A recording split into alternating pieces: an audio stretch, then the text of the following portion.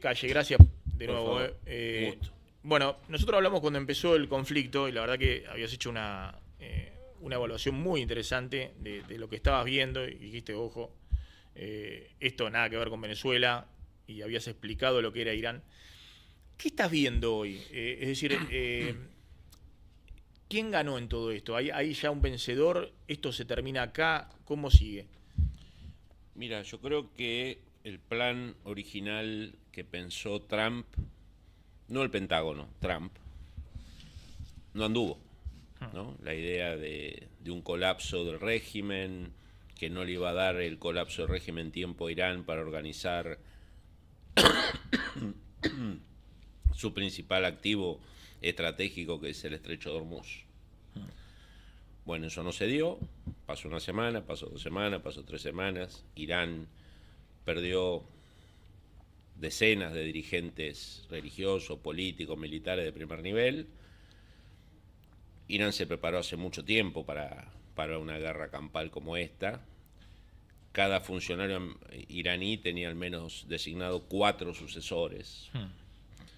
Las Fuerzas Armadas iraníes hace tiempo montaron toda una estructura de mosaicos operativo, con lo cual, si vos rompías un comando central, los comandos operativos regionales no esperaban las indicaciones del comando central, tenían su propio plan de operaciones. Bueno, todo prepararse como uno se tiene que preparar para enfrentar a la principal potencia mundial, que te va a destruir todos tus aviones, todos tus barcos, te va a bombardear toda la semana, todos los días, porque tiene el control del espacio aéreo.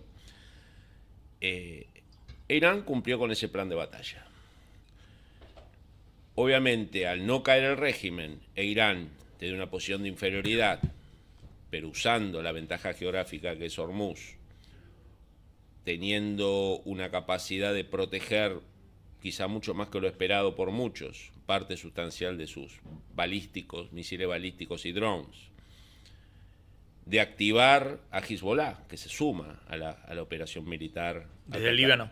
en el Líbano, ¿no? Los hutis anunciando, guarda, no se pasen de roja con Irán porque me meto yo y les complico también el papel Mandev.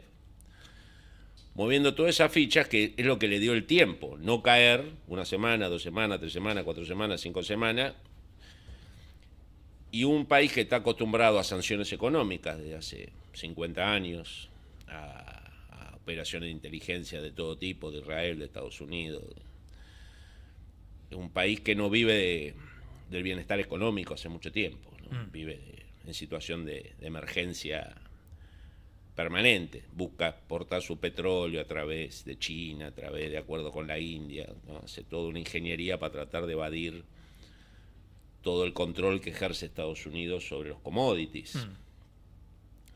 Bueno, eso impactó en el mercado internacional. Vos lo sabés muy bien, el precio de la gasolina, el precio de los fertilizantes, el precio del aluminio, el precio de todo lo que son seguros navieros. Y lo que sucede acá, que a partir de la 4ª, 5ª semana, Trump se da cuenta que esto va a tener un impacto no solo en la economía mundial, sino en su economía nacional, a 6, 7 meses de la elección de medio término, donde ya los presidentes americanos, exceptuando 3 en los últimos 130 años, Clinton 98, Bush hijo 2002 y antes Franklin Delano Roosevelt 34, 3 casos nada más en 130 años, todos los presidentes perdieron las elecciones de medio término. Entonces ya de por sí iba a perder las elecciones de medio término, muy probablemente. Ahora, lo que empezaron a mostrar las encuestas en los últimos días, y especialmente las de apuestas, que se están transformando en encuestadoras bastante asertivas. En preferencias reveladas del mercado. En preferencias reveladas. De la gente. Es que iba a perder la Cámara de Representantes, pero por más de lo esperado, 20 bancas o más. Y que empezaba a haber dudas si no perdía el Senado. Entonces, un partido republicano, una base republicana, especialmente los comunicadores sociales, los grandes periodistas o streamers republicanos que a él lo ayudaron a llegar. Tucker Carlson y 3, 4 más de muchas. Estamos hablando de personas que tienen decenas de millones de seguidores. que salían a criticar, bueno, esto no es el pacto que cumplimos, esto es, nosotros cumplimos, dijimos American First, bajar la inflación, mejorar el nivel de vida, no meternos en guerras inútiles, focalizar en China, marcarle los puntos a Netanyahu. Netanyahu es un, digamos, es un cliente nuestro, no somos empleados de él. Cliente en el sentido imperial romano, ¿no? O sea, es un aliado, pero nosotros los jefes somos nosotros. Un clima de agitación en esos comunicadores que empieza a derramar a parte del electorado. A las bases de MAGA. A las bases de MAGA, bueno, de la prensa, la prensa de la mainstream que lo detesta a Trump, lo critica cuando hace la cosa bien y lo critica cuando lo hace mal, así que había un montón de letras, el Washington Post, New York Times, The Atlantic, a fuego graneado sobre el aumento de la gasolina, sobre la no baja de la inflación. En ese contexto, Trump yo creo que decide duplicar la apuesta retórica cuando saca esta frase desafortunada, el fin de la civilización. Bueno. Sí. Pero si vos te fijás, el día anterior a eso y el día de que él hace esa catastrófica, esa frase de voy a extinguir la civilización iraní, él en los 2 días, cosa raro en él, porque él venía cambiando cada 6 horas el discurso, durante 24 horas mantiene esta idea de máxima agresividad discursiva, pero los nuevos líderes iraníes son más racionales, más inteligentes, puede pasar algo bueno. Sí. Entonces yo cuando vi esos 2 mensajes, dije, acá hay un proceso de negociación serio, que es el que estaba encarnando básicamente Pakistán. Con la ayuda de Turquía, con la ayuda de Qatar, que fue finalmente lo que se anunció unas horas antes del deadline de las 9 de la noche hora argentina, 8 de la noche hora de los Estados Unidos. Donde Estados Unidos buscó la ayuda de Pakistán y obviamente Irán también. Pakistán es un país simbólicamente importante, pues es el único país musulmán con armamento nuclear. Ahí dicen que China también tiene su influencia detrás de Pakistán. Pakistán tiene mucha influencia, es un histórico aliado de Pakistán contra la India, pero Pakistán ha sido un país que ha mantenido durante toda la Guerra Fría su principal aliado era Estados Unidos y China.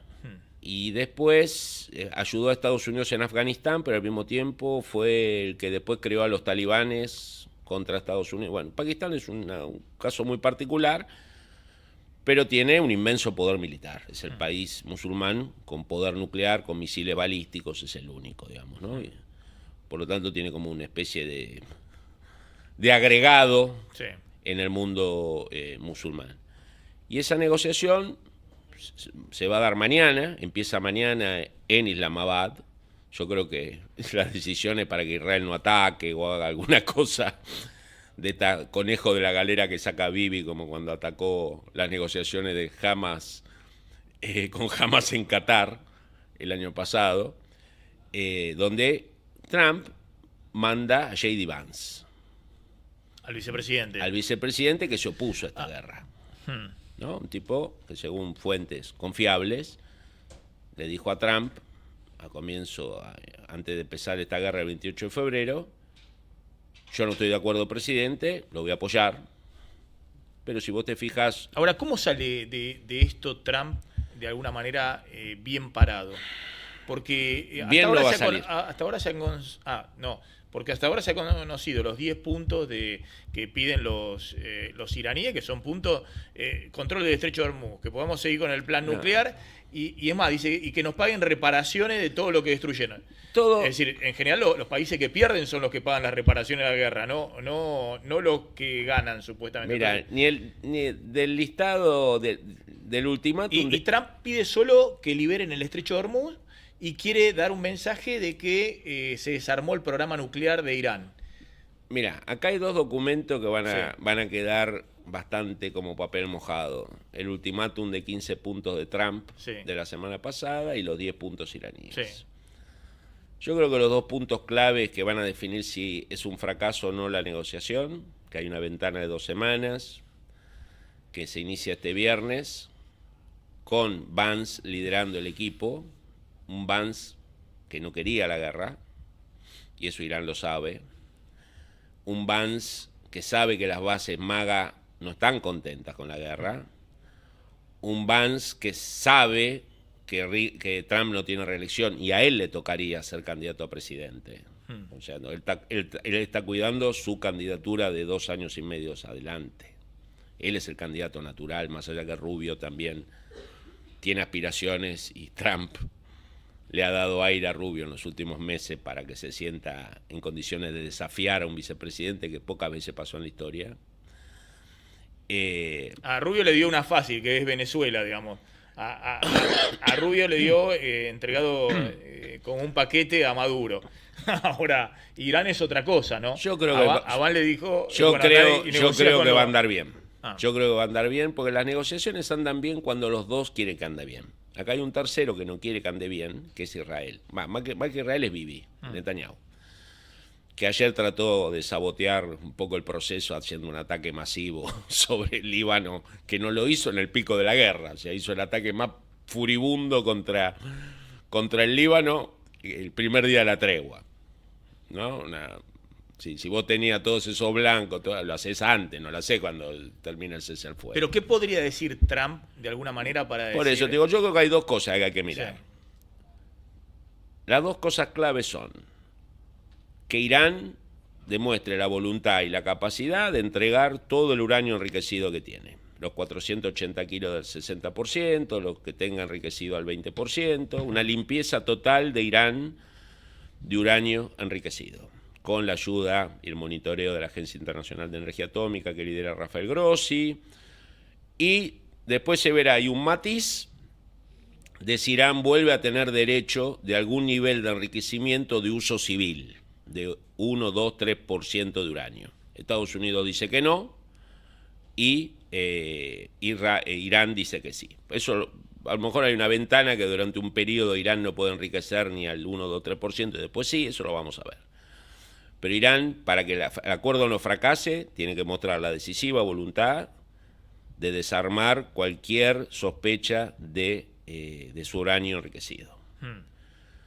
Por el lado de Irán, tiene que demostrar su capacidad de que el tránsito marítimo en Hormuz y en toda la zona de adyacencias vuelva a la total normalidad lo antes posible. Si esos 2 criterios, dentro de 2 semanas, se cumplen, el proceso va a ser exitoso. Si estos 2 procesos, por algún motivo, no se logran cumplir, esta idea de que Irán no apoye más a Hamas, que Irán no apoye más a Hezbollah, que Irán no apoye más a los Houthi, que esto, que lo otro, eso no va a ocurrir. Es muy poco probable. Chicos, pongan acá a Fabián Calle, porque obviamente YouTube es un universo grande, ok, muchos lo conocen acá en el canal, pero a ver, la otra cuestión, después de esto, ¿Irán queda fortalecido? Porque alguien dice, bueno, después de esto, ¿quién se mete con Irán? Es decir, los europeos no quisieron, tuvieron una lectura inmediata, dijeron, Macron creo que fue el que mejor lo articuló, pero también Meloni, ¿no? Meloni, todos dijeron, no es nuestra guerra. Nadie les avisó tampoco. No nos avisó nadie, entró Trump solo. Creo que hasta Japón, digamos, dijo, somos aliados y ni siquiera nos avisaron, para los países del sudeste asiático fue una catástrofe, contamos los datos de importación de energía a Corea del Sur, que Trump le acaba de decir a Corea del Sur que le va a sacar los marines que lo protegen de Corea del Norte, lo mismo le dijo a Japón, es decir, se peleó con todos. Volvió a hablar ayer del pedazo de hielo ese que está en Groenlandia, ¿no? Poniendo de nuevo en alerta a todos los europeos para defender a Dinamarca. Entonces, de alguna manera, Irán sale bien parado del conflicto. Irán... Y además, si Irán dice, no, bueno, está atacando Israel en el Líbano, cierro el estrecho de Hormuz, ¿no? Ahora de nuevo el petróleo está en $100. Entonces, es una cosa media extraña. La principal potencia mundial, que parecía que te iba a barrer en 3 semanas... termina negociando para que abran el estrecho. El problema es que eso no lo creía el Pentágono. Eso no era el plan del Pentágono. El Pentágono, a ver, 2 meses antes del inicio de la guerra hay un ejercicio para los que les interesa la política internacional, Estados Unidos, muy, muy bueno, que es ver las audiencias del Congreso americano. Ah, mirá. ¿no? Te los transmiten gratis, por CIESPAN. Ahí va el secretario de Trabajo, el secretario de Defensa. Son hearings pesados. Le ¿no? preguntan Le los preguntan senadores duro. Y dura 1 representantes. hora, dura 3, dura 4, dura 5. En la bancada oficialista, más generosa. La bancada opositora, terrible. En una de esas hearings de los últimos meses fue el jefe del Estado Mayor Conjunto, máxima autoridad militar, general Kane, brigadier de la Fuerza Aérea de Estados Unidos, retirado, que Trump convoca, saca del retiro, haciendo todo un esfuerzo burocrático, y lo mete de jefe de Estado Mayor Conjunto. O sea, un general de confianza de Trump, absoluta confianza de Trump. Ese hombre, en esa audiencia, que está en YouTube, varias de las preguntas son sobre Irán. Y él dice, en los plazos previsibles que nosotros tenemos a vista, no es conveniente una guerra con Irán. Entre otros motivos, porque está en un lugar muy sensible en materia de energía, en materia de tráfico marítimo, de gas, de petróleo, de aluminio y de fertilizantes. Nosotros podemos tener una gran superioridad aérea, una gran superioridad naval, una gran superioridad de todo tipo, pero la disrupción que provoca no se justifica por el nivel de amenaza que hoy representa Irán. A futuro, si aparece alguna sospecha de que se está avanzando rápidamente hacia un armamento nuclear o sucede algo que cambia la ecuación, vemos. Eso es el jefe del Estado Mayor Conjunto elegido por Trump. A las pocas semanas antes, pocas semanas después, Gabbard, la coordinadora de los 15 servicios de inteligencia de Estados Unidos, una persona elegida por Trump, ex militar, mujer, ex congresista, conservadora, dice lo mismo. O sea, no es que esta idea, digamos, ahí lo que hubo es que no es la primera vez que pasa, ni en Estados Unidos ni en otro país, que el poder político desoye o relativiza. Se corta solo.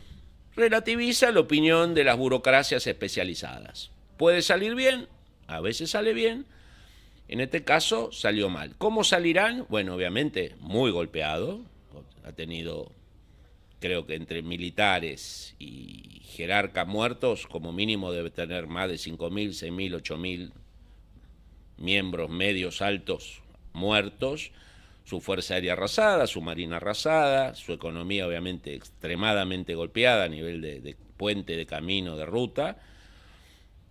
Pero bueno, a nivel de prestigio, a nivel de que dé en pie, vos cuando enfrentás a una superpotencia no tenés que ganar, tenés que no perder, ¿no? Una vez el general Giap, el histórico comandante de Vietnam contra Japón, Francia, Estados Unidos y China, que ganó las 4 guerras, Giap tenía una frase que decía, se lo dijo a los americanos cuando ya había paz, le dijo, ustedes tenían el reloj, nosotros teníamos el tiempo, ¿no? Irán no perdió. Obviamente nadie va a decir ganó, no ganó ninguna batalla, digamos, lo bombardearon, le destruyeron toda instalación visible. Ahora, tuvo la capacidad de resistir estos 50 días, tuvo la capacidad de controlar el estrecho de Hormuz, evitó que le pudieran desbloquear el estrecho de Hormuz, logró esto sin minar el estrecho de Hormuz. O sea, lo cerró de palabra y con algunos ataques puntuales. No atacó masivamente la industria petrolera de sus enemigos, como los enemigos tampoco. Estados Unidos no ha atacado la industria petrolera de él, porque se trató de que el petróleo no se para a 200, ¿no? Entonces esta guerra, lo que iba a suceder si no había un acuerdo de paz, que esta guerra dejaba de ser una guerra donde tenés una mano atada atrás. Los dos iban a soltar las manos.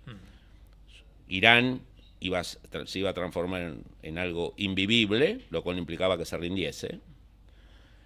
Y el impacto en la economía internacional iba a ser masivo. Digamos, no hay que ser muy lejos. Vas al caso de Chile, vos estabas hablando con Edwards, la última encuesta de Chile, el presidente Kast, cae la popularidad del presidente Kast, 12, 13, 14, 15% por el aumento de la gasolina. Claro, que en Chile es directo, digamos. Son O sea, importadores un netos, impacto masivo de un presidente que recién llega y que además no tiene nada que ver, porque Kast, ni Chile, ninguno de nosotros tiene la menor capacidad. Al promedio chileno, a mí no me interesa. Está Kast y subió el petróleo, listo, lo culpo a Kast, ¿no? Una especie de argentinización de la sociedad chilena. Y en el caso argentino, gracias a Dios, Somos grandes productores de petróleo, grandes productores de gas, tenemos una empresa muy bien manejada que es YPF, pero el impacto hubiera sido durísimo también.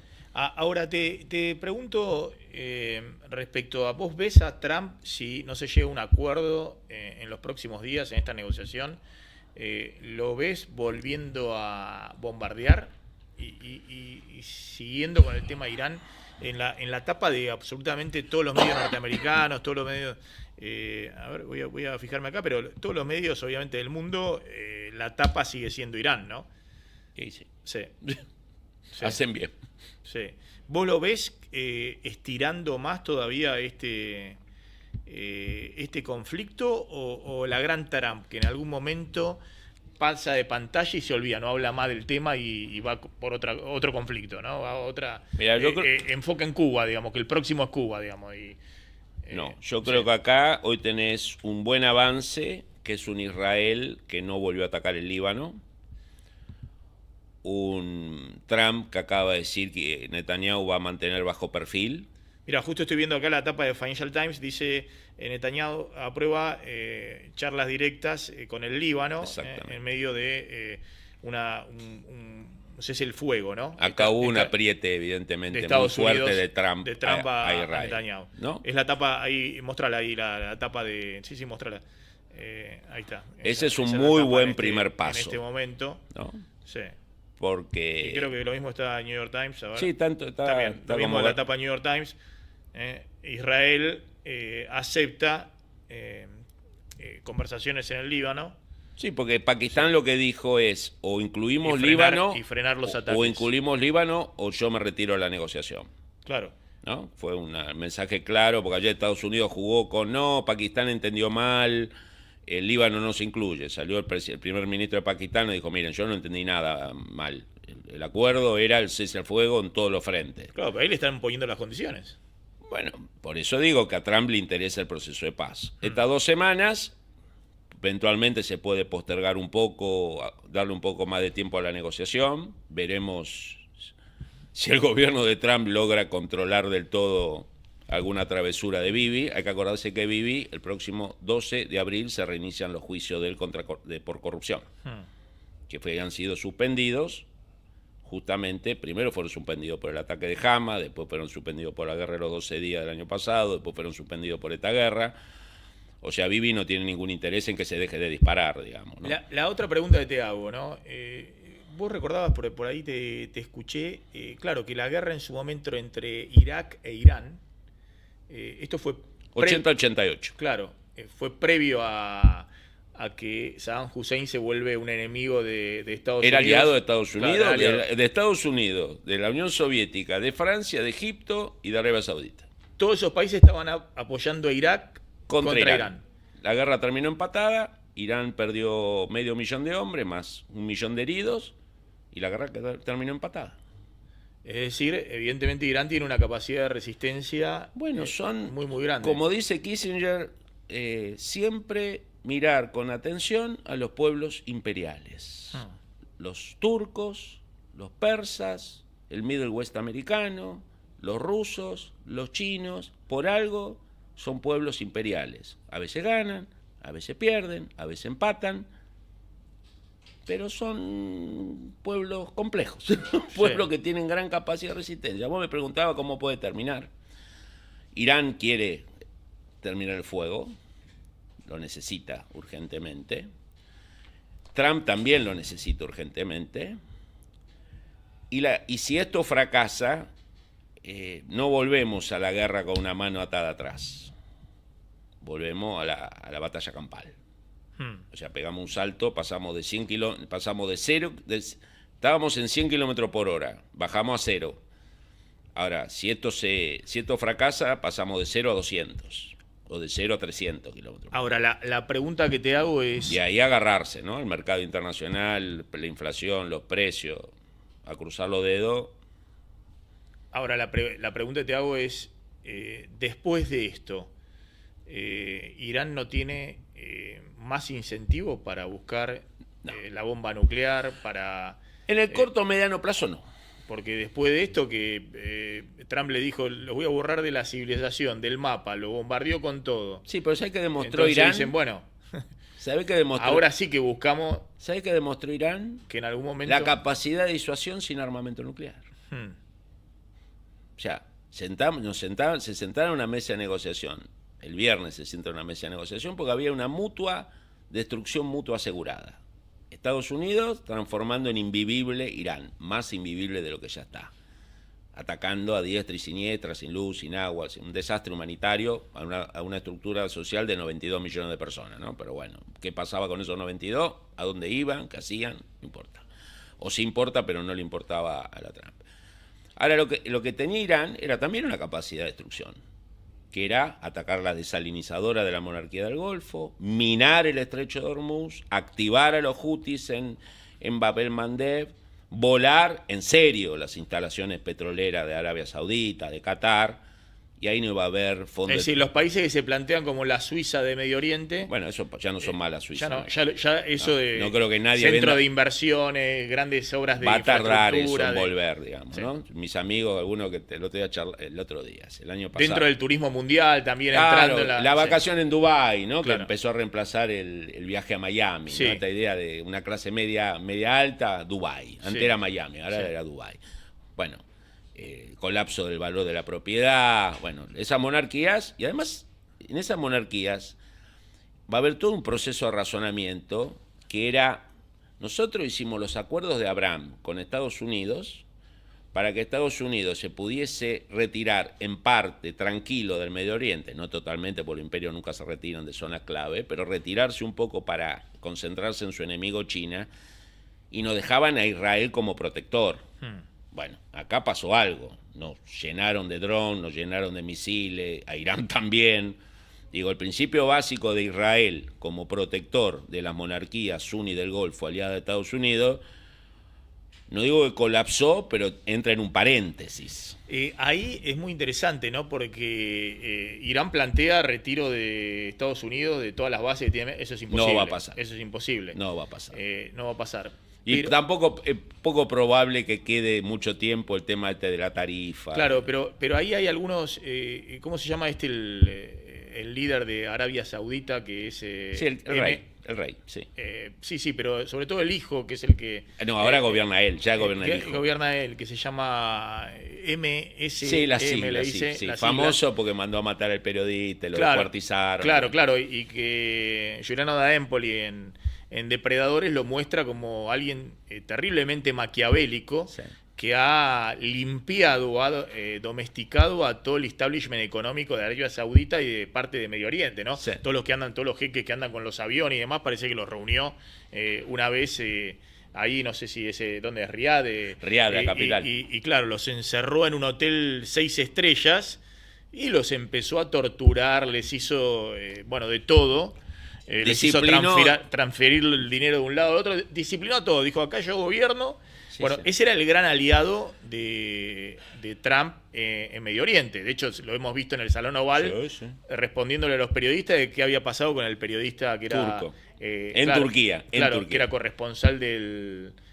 no me acuerdo si del Wall Street Journal o... Sí, un diario grande de Occidente. Claro, y que desapareció Sí. En el consulado Así es. de Lo Arabia mataron, Saudita. lo torturaron, Sí. lo mataron, lo descuartizaron y lo quemaron. Y Trump defendiéndolo frente a los periodistas diciendo cómo le preguntan estas cosas, es un invitado de Estados Unidos. Bueno, ahora, ¿cómo queda todo ese poder que decían, bueno, tenemos la gran alianza con Trump y Trump lo llevó al desastre? Bueno, O pensaban que Trump les podía sacar de encima a Irán, de que efectivamente Yo creo que algunos... tenían la visión de que Trump podía hacer un cambio de régimen en Irán y de esa manera generar un cambio drástico en todo Medio Oriente. Bueno, hay que estar en la mente de los jerarcas de la monarquía del Golfo, ¿no? Pero, digamos, ahí si yo fuera el líder saudita, lo primero que tendría que pensar es, yo tuve una guerra de varios años con los hutis en Yemen. Sí. O sea, Arabia Saudita peleó a full para destruir a los hutis en Yemen. Arabia Saudita tiene las mejores armas de Estados Unidos, las mejores armas de Europa, presupuesto de defensa infinito, y perdió. Entonces lo primero que te tenés que preguntar es, si no pudimos derrotar a los Houthis, ¿vamos a poder derrotar a los iraníes? Una pregunta, ¿no? Porque los Houthis supuestamente son mucho más débiles que los iraníes. Entonces, quizás tuvieron la esperanza del colapso del régimen iraní, quizás. Ahora, creo que a ellos también le viene muy bien este proceso del cese al fuego, porque si esto se desmadraba, la industria petrolera saudita hubiera sido brutalmente atacada, hubiera habido una crisis de agua potable inmensa, ¿no? Porque hay países que dependen un 60, un 70, un 80, un 90% de las plantas desalinizadoras que pueden ser perfectamente destruidas por Irán, digamos, ¿no? Entonces, si existió esa esperanza, puede ser. ¿Era creíble una rápida caída del régimen? Poco probable. Te hago la última. Chicos, ya llega Carlitos Burgueño al stream de Ahora Play. Cambiemos, digamos, movamos ahí para así se pueden enganchar ya en el stream. Acá abajo tienen el link y si no fijaban en el chat. Digo, pues hay muchos mensajes en el chat. Ahí préstenle atención, pues yo cuando miro el chat después me critican. Che, no le estás prestando atención a Fabián, estás Maxi, no va, ¿viste? Me matan en el chat. Entonces ustedes vean en el chat todas las cosas que nos dicen. La última te hago.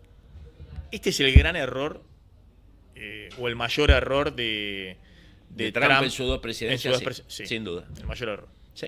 Y vos ves que a partir de esto, el futuro de Trump, que obviamente tiene una visión, o por lo menos transmite una visión, que él va no solamente a dejar un legado, sino que se quiere, están todos en Estados Unidos, si va por una tercera reelección, si va una cosa, vos ves que a partir de esto a Trump se le va a hacer todo cuesta arriba. Mira, Trump ya está en la segunda mitad de su mandato, sí.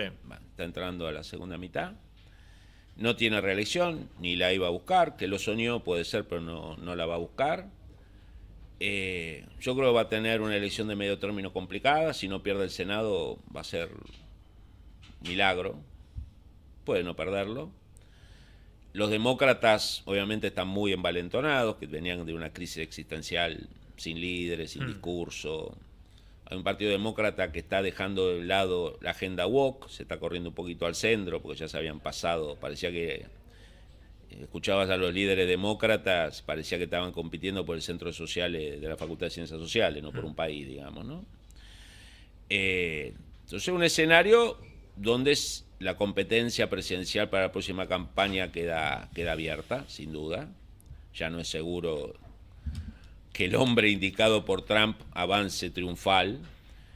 Mucho malestar en la base MAGA, mucho malestar. Y yo creo que uno que sale medianamente indemne, al menos a nivel político, no veremos después a nivel electoral, es el hombre que no habló durante estos casi Vance. 50 días, que fue Vance, ¿no? El que dejan trascender no solo no habló, los grandes medios de comunicación que estaba en contra. Estaba en contra, lo dejó trascender varias veces, siempre con el agregado, pero igual apoyo al presidente en su decisión, ¿no? Como buen vicepresidente. Al menos en Estados Unidos, en otros países los vicepresidentes enseguida quieren ser presidente, pero es otra historia. No queda bien parado Rubio, no porque él haya sido quizá un fogonero de esta guerra, pero bueno, como secretario de Estado, igual trató de mantener bastante bajo perfil. El que creo que queda golpeado, y no sé si no se puede pensar un cambio post elecciones legislativas, es Peter Hegseth, el secretario de Defensa, ¿no? Que algunos dicen nunca estuvo calificado para el cargo. Eso es muy subjetivo porque, digamos, el Pentágono no funciona por una sola persona. El secretario de Defensa es el símbolo del presidente, después tiene que armar equipos. Y el 90% es burocracia permanente. Sí. Pero era alguien que venía tengo entendido, de los medios de comunicación, un de joven, Fox. Se retiró joven, muy buen soldado, tuvo varias campañas en el Medio Oriente. Sí. Después en Fox, donde ahí cultivó alguna relación, pero yo creo que sí, que puede haber un cambio en el Pentágono el año que viene. Sí. Y un Vance que recupera centralidad, además, entre otros motivos, porque toda esta cosa Trump-Rubio que hubo en los últimos meses, ¿no? Que parecía que una dupla que venía comiéndose todos los chicos crudos, ha tenido un cimbronazo con esto. ¿Y tiene un riesgo Trump si pierde la elección, si pierde No. en representantes? La Cámara de Representantes seguramente le va a hacer un juicio si, político. pero si pierde, vos no ves... no, porque necesita 2/3 del Senado. Y no ves ahí que los republicanos, lo vayan a entregar. El Partido Demócrata puede ganar, puede conseguir una mayoría amplia en representantes, donde los demócratas, para variar, le van a hacer un juicio político a Trump, como si lo hicieron en el primer mandato. Es decir, va a ser como el final de su primer mandato, digamos. Exactamente. Donde Trump, obviamente, le van a caer todas las causas judiciales. Y un Senado que no va a tener el número para enjuiciarlo, pero bueno... al menos el Partido Demócrata va a hacer que el último tramo de Trump preelectoral esté asignado por juicio de audiencia, denuncia. Escándalo. Sí. Es decir, desgastar. Argentina necesita que más o menos... pero eso no nos cambia nada porque... Trump cumpla y siga estando en la agenda. Los beneficios que tiene Argentina, uno, ya el DPF ya se logró. Sí. Y 2, el swap ya está asignado y el Congreso no lo puede sacar. Así que... Fabián, gracias, como siempre, gracias un gusto. a vos, Maxi. Muy interesante.